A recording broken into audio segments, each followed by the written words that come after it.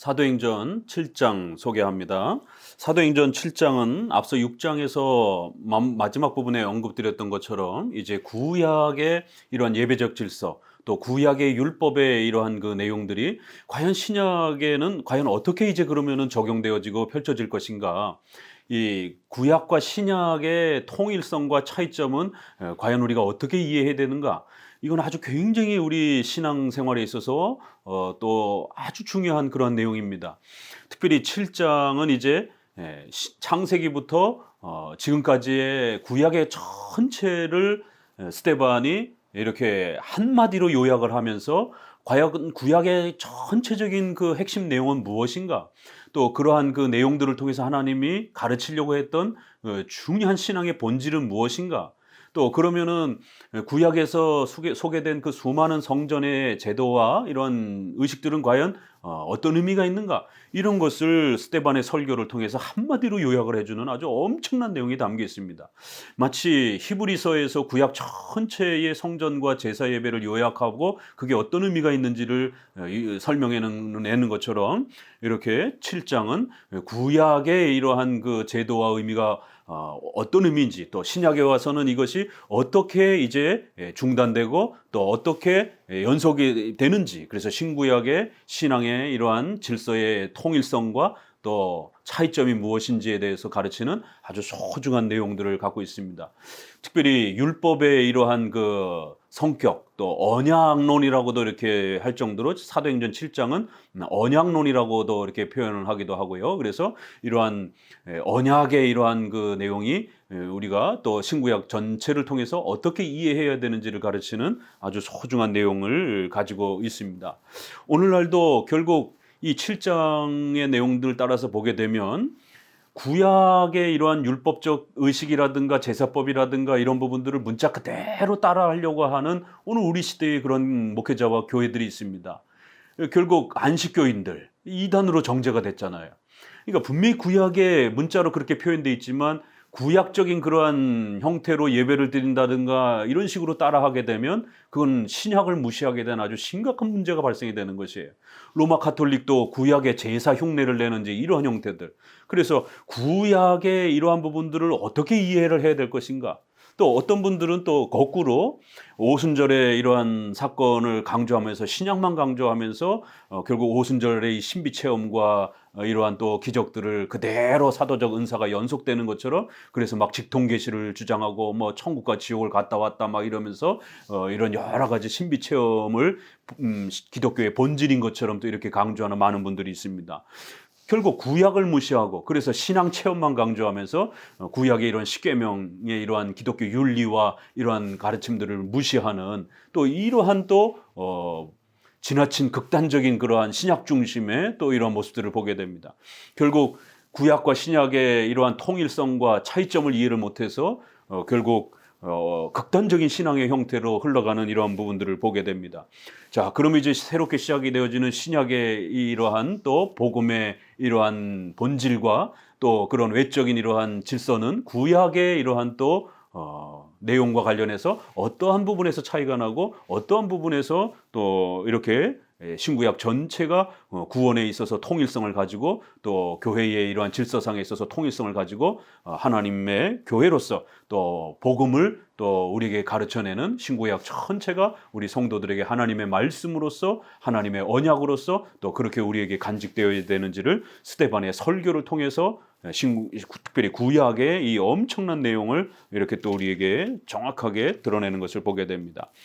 자, 7장 1절 대제사장이 이르되 이것이 사실이냐? 스데반이 이르되 여러분 부영들이여 들으소서. 우리 조상 아브라함이 하란에 있기 전 메소포타미아에 있을 때에 영광의 하나님이 그에게 보여. 자, 창세기 12장 아브라함이 이제 갈대아 우르에서 부름을 받고 하란으로 중간쯤 왔다가 가나안으로 약속의 땅인 가나안으로 이렇게 이사를 옮겨가는 것을 성경은 소개합니다.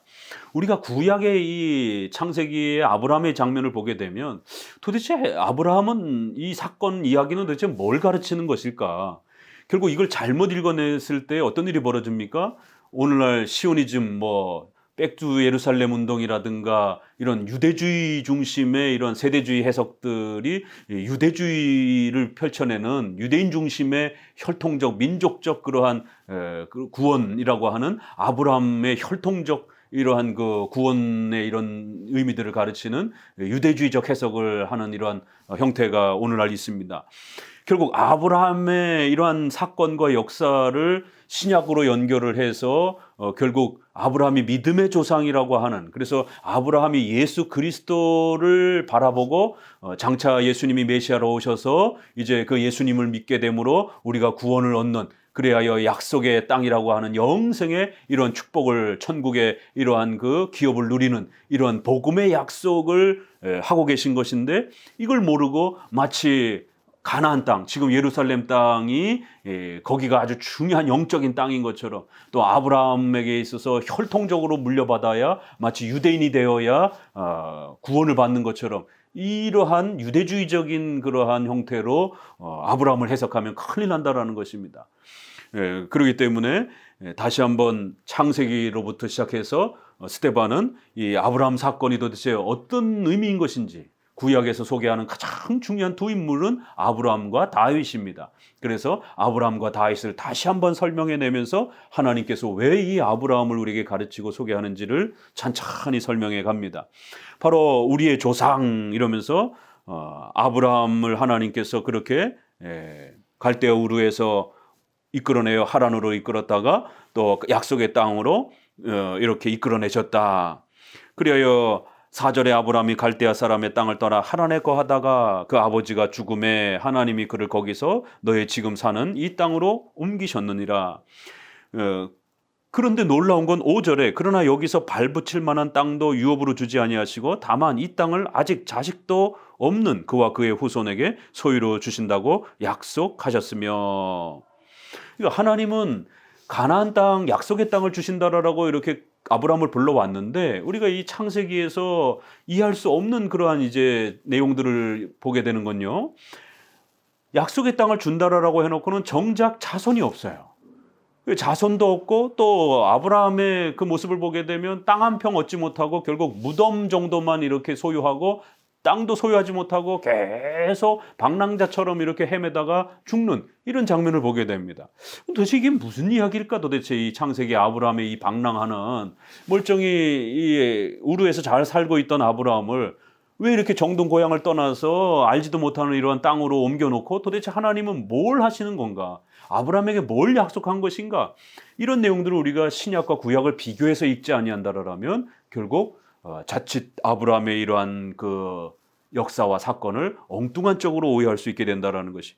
그래서 하나님은 이 땅에 어떤 영토를 주는 걸로 오해하지 못하도록, 또 이 땅에 어떤 자손이 번성이 돼갖고 국가를 이렇게 강건하게 하고 돈을 모아서 부자가 되는 것처럼 이러한 착각을 하지 못하도록 하나님께서는 오히려 그 약속의 땅을 준다고 하면서도 그 땅을 주지 않는, 또 자손을 내게 주겠다라고 하면서 나이가 차 들어가는데도 자식이 없게 만드시는 이런 아주 독특한 하나님의 역사를 통해서 그 후손의 의미가 무엇인지, 하나님이 약속한 땅이 우리 눈에 보이는 이러한 이 땅의 땅이 아니라 또 다른 그러한 의미의 땅이라고 하는 것을 이렇게 의도적으로 땅을 안 주시고 자손을 안 주시면서 가르쳐 오셨다라는 거예요.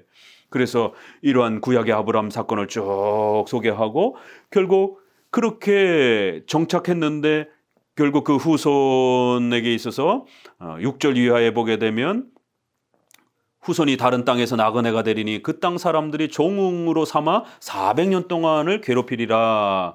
또 이르시되 종 삼는 나라를 내가 심판하리니 후에 그들이 나와서 이곳에서 나를 섬기리라 하시고, 이러면서 결국 아브라함에게도 또 아브라함의 자손에게도 400년 동안이나 또 다른 악한 자에 의해서 고통을 받으면서 그 땅에 정착하지 못하도록 그런 고통을 겪을 것이다라는 거예요. 아니, 땅을 주신다라고 하면서 그 땅을 차지하지 못하도록 이렇게 400년 동안 왜 이런 어려움을 주시는가? 결국 이러한 역사에는 다른 의미가 있다라는 거예요. 자, 그러면서 8절에 할례의 언약을 아브라함에게 주셨더니 그가 이삭을 낳아 여드레 만에 할례를 행하고 이 이삭이 야곱이 우리 12조상을 낳았느니라. 이러면서 신속하게 사건을 쭉 이끌어내면서 결국 12조상이라고 하는 이스라엘의 12지파가 이제 구약의 가장 중요한 교회요 또 이스라엘 민족이었습니다. 바로 이러한 12지파에게 하나님이 할례라라고 하는 아주 독특한 아브라함에게 주신 그 언약을 인치는 이러한 또 표시를 세워주셨다라고 하면서 결국 하나님이 아브라함에게 주신 것은 바로 그 땅과 자손이라고 하는 외적인 표시를 통하여 언약이라고 하는 가장 중요한 것을 주셨고 그 언약을 보증하기 위하여 외적으로 할례라라고 하는 것을 그렇게 남겨주셨다라고 말하는 것입니다. 결국 언약이 핵심이었던 것을 보게 됩니다. 그러면 창세기 17장 17절에 나는 너희의 하나님이 되고 너희는 내 백성이 될 것이다 라고 하는 은혜 언약이라고 하는 그 아주 핵심이 이 언약의 내용으로 소개가 됩니다. 그럼 우리가 어떻게 하나님을 아버지로 모시고 하나님은 하나님 우리 아버지가 되시고 우리는 어떻게 하나님의 자녀가 됩니까? 예수 그리스도를 통해서만 이게 가능한 것이에요. 그래서 이걸 은혜 언약이라고 하고 구약의 복음의 핵심의 내용인 겁니다. 바로 아브라함에게 주신 건 바로 이 은혜 언약이었고 예수 장차 메시아를 통해서 예수 그리스도를 통하여 우리가 하나님의 자녀가 되고 하나님 우리의 아버지가 되어지는 이런 영원한 복음의 언약, 약속, 이게 바로 하나님이 아브라함에게 주시고 싶었던, 그래서 아브라함을 믿음의 조상이라고 이렇게 부르는 것이다. 바로 이 약속이 아브라함의 역사에, 구약의 12지파의 역사에 가장 중심이라는 거예요. 이걸 놓쳐버리게 되면 구약의 외적인 거를 아무리 영토적인 거, 국가적인 걸 아무리 따라한다 할지라도 구약의 율법을 또 구약의 역사를 잘못 읽어서 적용한 것이다 라고 이렇게 지적하는 것을 보게 됩니다. 다음으로는 이제 요셉이 소개가 됩니다. 그 12지파 중에. 자, 그럼 이제 12지파의 역사 속에서도 동일한 내용이 소개가 된다라는 거예요. 여러 조상이 9절에 요셉을 시기하여 애굽에 팔았더니 하나님이 그와 함께 계셔서 모든 환난에서 건져내사 애굽 왕 바로의 앞에서 은총과 지혜를 주심에 바로가 그를 애굽과 자기 온 집의 통치자로 세웠느니라. 결국 12지파가 세워졌는데 이 11명의 형제가 요셉을 시기하고 질투하면서 결국 요셉을 팔아넘기고, 그래야 요셉은 애굽의 이러한 그 감옥에 갇히고 또 거기에서 또 발탁이 되어서 애굽의 총리가 되어지고, 또 결국 요셉의 형제들을 애굽으로 초대하여 거기서 먹여 살리는 이러한 구약의 이런 이야기들은 도대체 뭘 말하는 거냐라는 거예요. 이걸 잘못 읽으면 우리가 부자가 되는 것, 또 뭐 형제간에 뭐 사이좋게 지내야 된다, 이런 식의 어떤 교훈적인 이야기라든가 또 엉뚱한 쪽으로 이렇게 흘러갈 수 있는 겁니다. 결국 이 12지파의 이러한 갈등과 싸움과 이런 모든 역사들은 하나님께서 그 400년 동안 이스라엘 백성들이 포로로 이렇게 있게 하시기 위한 거대한 하나님의 또 계획 속에서 일어난 일이요, 또 그런 애굽의 포로로부터 모세를 통하여 출애굽이라고 하는, 바로 이 출애굽은 구약의 가장 대표적인 복음적 사건이고, 신약에서는 바로 이 출애굽 사건을 우리가 죄에서 구원받는, 사탄의 속박에서 종로를 타던 곳에서 이제 우리가 모든 그 속박을 끊어내고 예수님의 피로 자유와 해방을 누리고 구원받는 이러한 구약의 복음적 사건으로서 이렇게 소개를 합니다.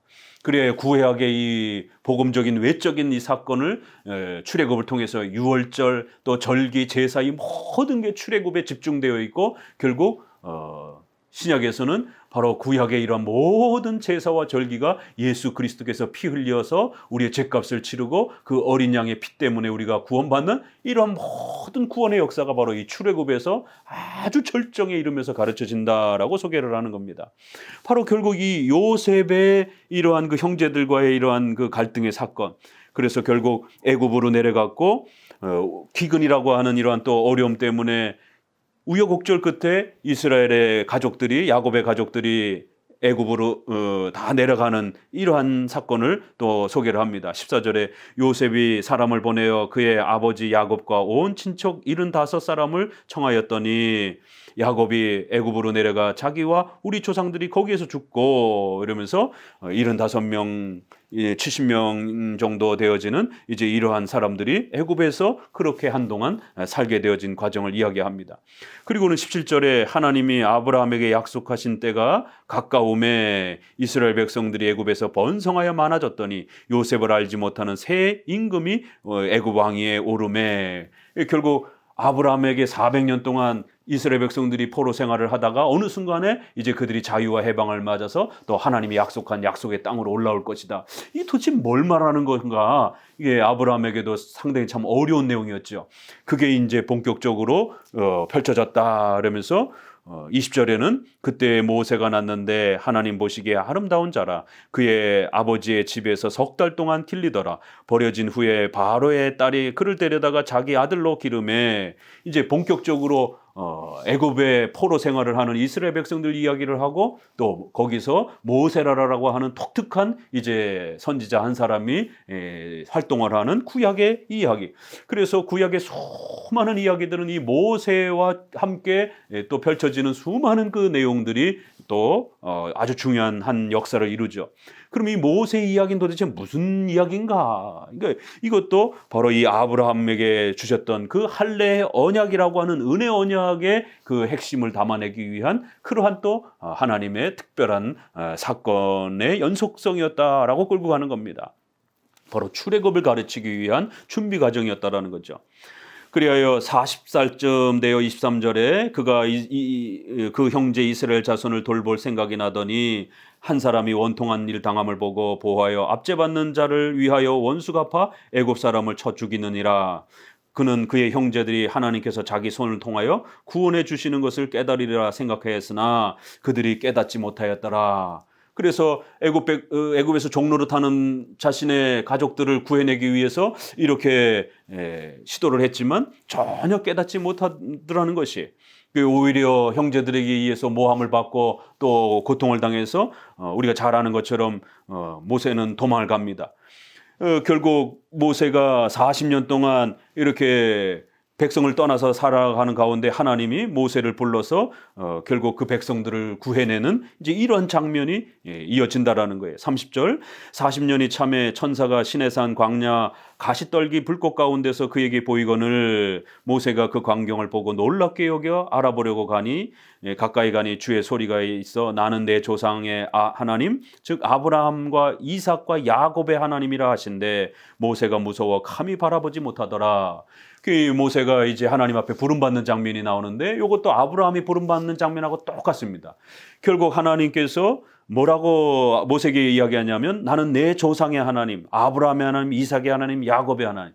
이건 구약의 하나님께서 자신을 드러낼 때마다 늘 반복했던 표현이고, 또 선지자들이 이스라엘 백성들에게 하나님이 누구시냐라고 가르칠 때 하나님은 아브라함의 하나님, 이삭의 하나님, 야곱의 하나님. 바로 이거는 언약의 하나님이다라고 하는 아브라함에게 주셨던 그 언약이 끊기지 아니하고 계속 자손들을 통해서 이어지고 있다라는 거예요. 그래서 반드시 그 언약을 성취하시고 이루실 그러한 언약의 하나님이다라고 하는, 언약의 하나님 바로 구원의 하나님이라는 표현이기도 하죠. 은혜 언약의 내용이기 때문에, 그래서 하나님께서 구원해 주신 그러한 바로 이스라엘 백성들이다, 이런 뜻을 담은 바로 이 언약의 약속을 하나님의 대표적인 이름으로 이렇게 펼쳐내면서 아브라함의 언약을 그대로 계승한 바로 모세의 또 이러한 그 부르심 장면으로 이렇게 모아지는 것을 보게 됩니다. 34절에 내 백성이 애굽에서 괴로움을 받음을 내가 확실히 보고 그 탄식하는 소리를 듣고 그들을 구원하려고 내려왔노라. 구원의 개념, 바로 출애굽을 통해서 바로 그 400년 동안 종노릇하던 곳에서 그들을 해방시켜서 자유롭게 만들어서 결국 그들이 예배하고 하나님을 섬기고 하나님의 말씀을 배우는 이러한 복된 자리로 하나님이 구원의 자리로 이끌어낼 것이다라는 거예요. 이게 바로 구약의 아브라함과 야곱과 모세의 그 이야기 속에, 역사 속에서 하나님이 가르치려고 했던 바로 언약의 내용, 구원의 내용, 복음의 내용의 그 핵심이다라는 것이에요. 그리하여 이제 35절에 하나님은 가시나무 떨기 가운데서 보이던 천사의 손으로 관리와 속량하는 자로서 보내셨으니 이 사람이 백성을 인도하여 나오게 하고 애굽과 홍해와 광야에서 40년간 기사와 표적을 행하였느니라. 여기도 보세요. 여기도 표적이라고 이렇게 구약의 대표적인 선지자로서 계시의 수단으로서 모세가 단순한 사람이 아니라 율법을 가르치고 하나님의 말씀을 가르치는 아주 중요한 이러한 선지자적 권위를 가지고 또 이렇게 하나님의 백성들을 인도해낸 그러한 놀라운 역사를 소개하는 것이, 그래야 나와 같은 선지자를 세우리라 하던 자가 바로 이 모세라. 이 시내산에서 말하던 그 천사와 우리 조상들과 함께 광야 교회에 있었고 또 살아있는 말씀을 받아 우리에게 주던 자가 바로 이 사람이라. 모세를 어떻게 표현하나 보세요. 바로 우리의 조상들, 광야 교회 이렇게 표현합니다. 교회라는 말이 이제 두 번째 소개가 됩니다. 우리가 앞에 어디서 보셨느냐면은 사도행전 5장 11절에 온 교회와 이 일을 듣는 사람들, 그래서 처음으로 신약의 교회 에클레시아라는 표현이 소개가 됐고요. 또 여기에서 한 번 더 두 번째 에클레시아라고 하는 신약의 교회의 아주 중요한 단어가 소개가 되는데, 바로 이 동일한 신약의 이 교회의 에클레시아라는 단어를 구약의 이스라엘 백성들에다가 그대로 적용하면서 그들은 광야 교회였다. 그래서 유대인들 중심의 그러한 모임으로서의 이러한 성격이 아니라 바로 신약과 구약의 하나님의 택한 백성들로 하나님이 세워주신 그런 교회라고 하는 성격으로 신구약이 동일하다라고 하는 것을 역부로 강조하는 것을 보게 됩니다. 그래서 신약의 교회의 이러한 모습과 구약의 모세 아래에서 살아갔던 그러한 이스라엘 백성들이 동일하게 이렇게 하나님의 백성으로서의 교회의 그러한 성질을 가지고 있었던 거고, 그들은 살아있는 말씀을 배우면서 하나님의 백성으로서 이렇게 또 하나님 앞에 살아왔던 것이다. 바로 구약은 하나님의 백성으로서 예배하고 하나님의 말씀을 배우며 신앙을, 복음의 이 구원의 이 핵심을 배워온 바로 신앙의 이러한 본질에 있어서는 구약이나 신약이나 통일했다라는 것이에요. 바로 이 부분을 잘 우리가 이해하고 지켜야 된다. 이렇게 구약 전체를 요약하는 것을 보게 됩니다.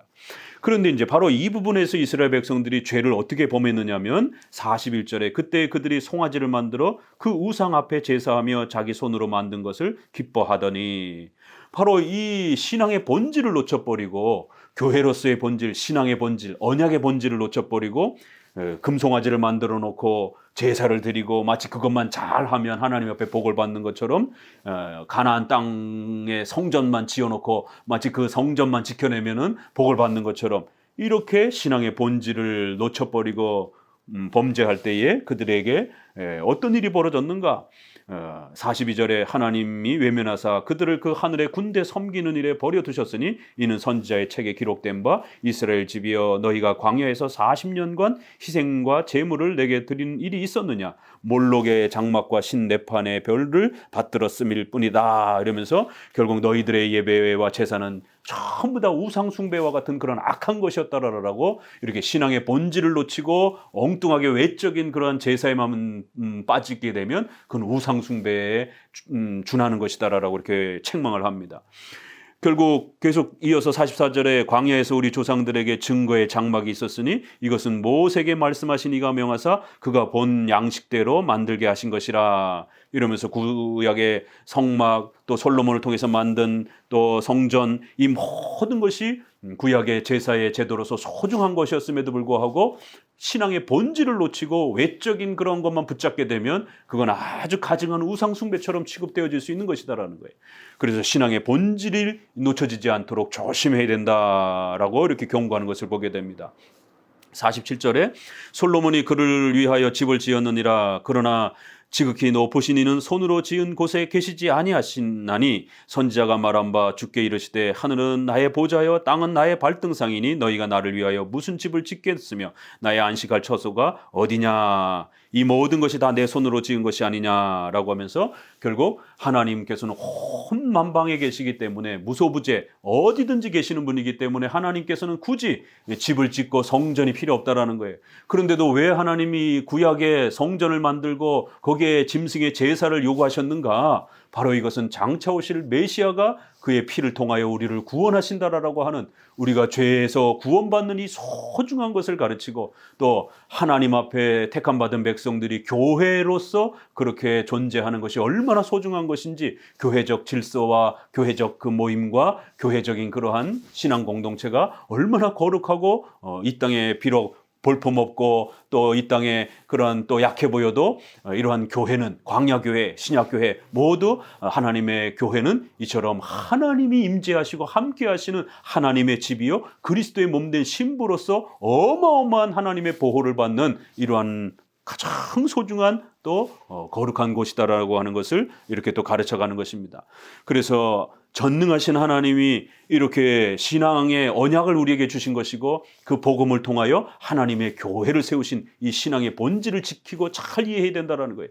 이걸 이해하지 못하게 되면 오늘날이나 구약이나 외적인 제사와 예배만, 형식만 붙잡고 있게 되면 그건 오히려 가증스러운 그런 또 불신앙이 될 수 있다라고 경고하는 것을 보게 됩니다.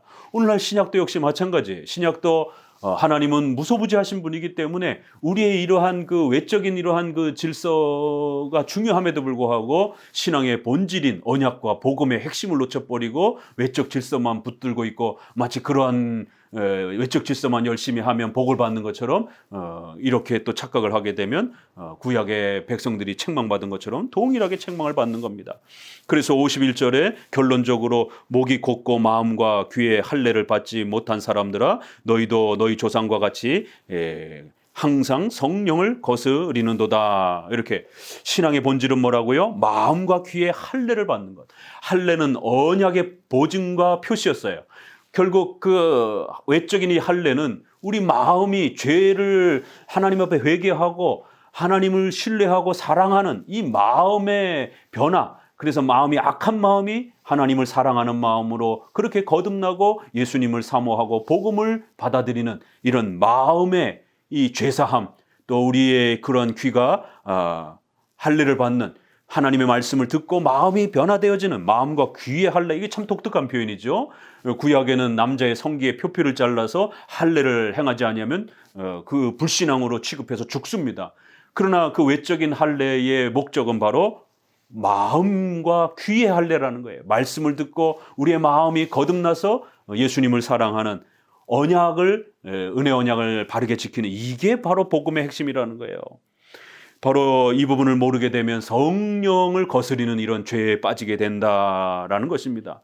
결국 너희 조상들이 선지자들 중 누구를 박해하지 않았느냐. 결국 이걸 복음의 본질을 모르게 되면 오히려 선지자들을 핍박하는, 또 이제 너희는 그 의인을 잡아준 자여 살인한 자가 되나니, 그 의인이 누구겠습니까? 바로 예수 그리스도인 것입니다. 바로 이 복음의 본질을 모르다 보니까 그리스도를 핍박하고 또 율법을 곡해하고, 율법의 본질은 예수 그리스도께로 우리를 인도하는 것인데 우리를 엄중하게 책망해서 우리 인간이 전적으로 부패하고 더러운 자인 줄을 깨닫게 하여 예수 그리스도 외에는 우리가 구원받을 수 없다라고 하는 것을, 율법은 바로 그 목적으로 그렇게 하나님이 주신 것이에요.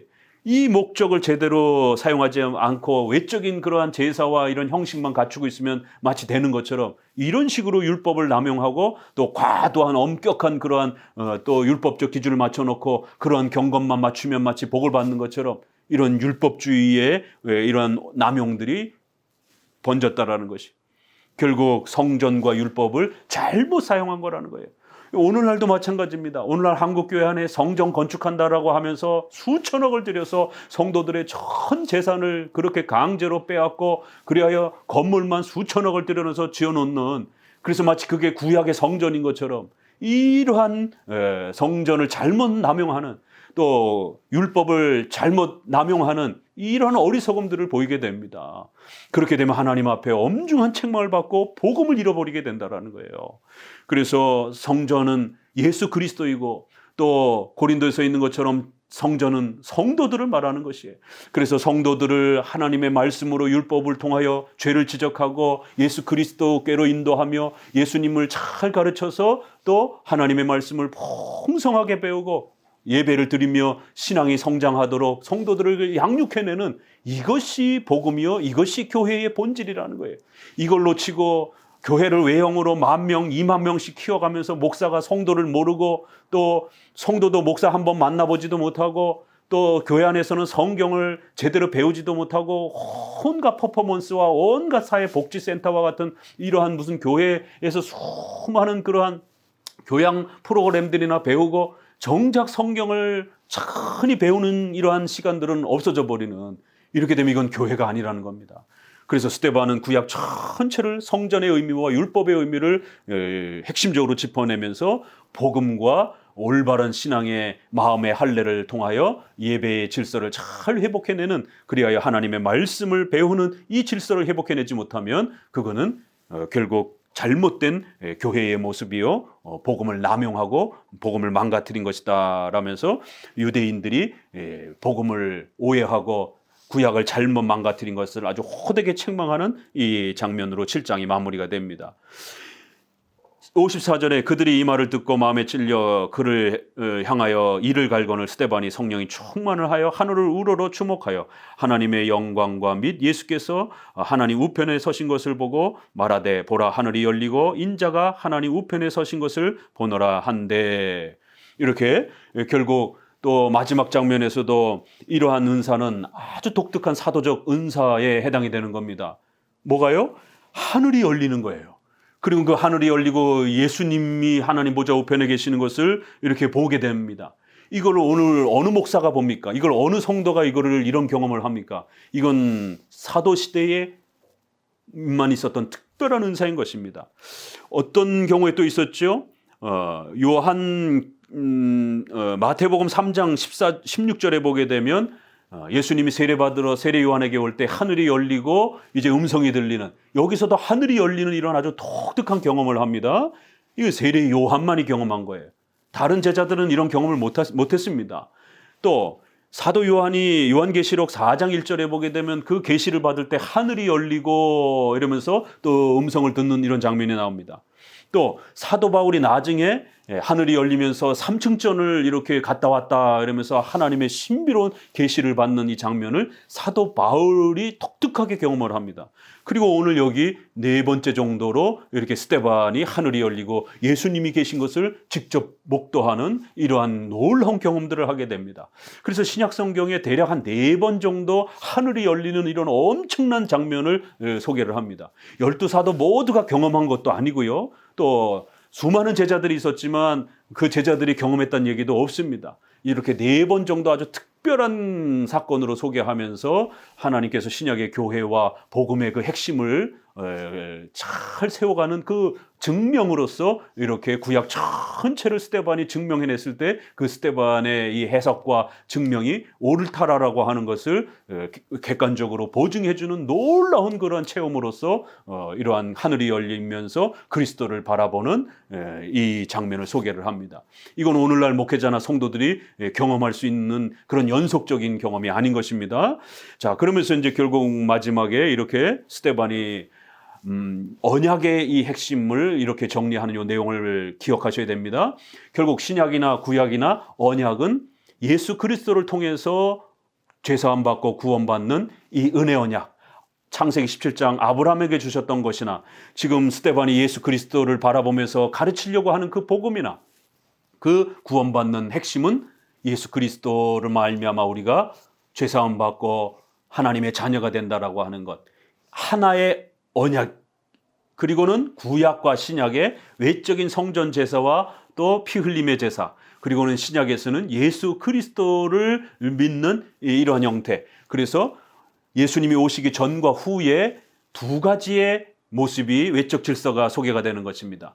한 언약의 두 경륜, 두 통치 방식, 이것이 사도행전 7장의 언약의 핵심인 거고 우리 장로 교회와 개혁파의 핵심인 것입니다. 웨스트민스터 신앙고백 7장 마지막 6항에 단 하나의 동일한 은혜 언약이 다양한 경륜으로 나타난 것이다. 이렇게 정리합니다. 하나의 은혜 언약의 핵심이 두 개의 구약과 신약을 통하여 통치 방식이 다른 형태로, 경륜이 다른 형태로 하나님이 집행하셨다라는 것이에요. 자, 이것을 한 언약의 한 통치 방식으로 이끄신다. 이렇게 되면 유대주의가 됩니다.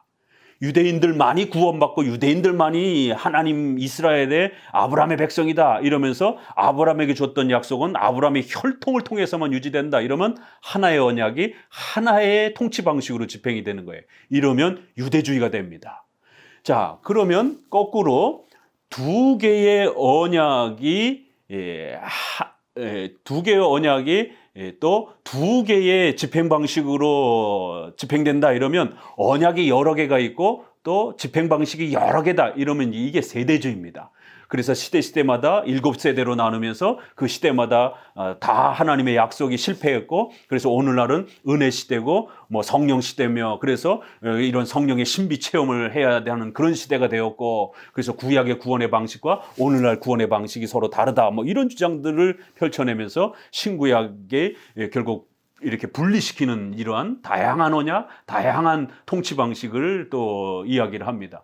자, 그런데 또 이렇게 언약을 이야기하면서 하나의 또 이러한 통치 방식 이렇게 이야기를 하기도 합니다. 그래서 요거는 이제 경건주의 또 회중파라든가 이런 쪽에서 주로 사용하는 방법입니다. 그래서 마치 구약과 신약에 이렇게 언약이 두 개의 언약이 있는데 결국 궁극적으로는 신약의 이러한 방식이 최고다 이러면서 신약만 강조하려고 하는 이제 이러한 형태. 그래서 구약을 등한시 여기는 또 이제 이러한 분파들이 있습니다. 해석이 언약론과 관련해서 4가지 정도의 이러한 형태. 두 언약, 두 통치 방식, 두 경륜, 두 언약, 하나의 통치 방식, 또 그다음에 하나의 언약, 하나의 통치 방식. 이렇게 마지막엔 우리 장로교회 하나의 언약, 동일한 신구약의 언약이 동일한 하나고 다만 신약과 구약이 통치 방식, 경륜의 2개로 차이가 나는 거예요. 그래서 우리가 구약을 함부로 따라하는 건 아닙니다. 왜? 신약에서 새롭게 바뀌었기 때문에.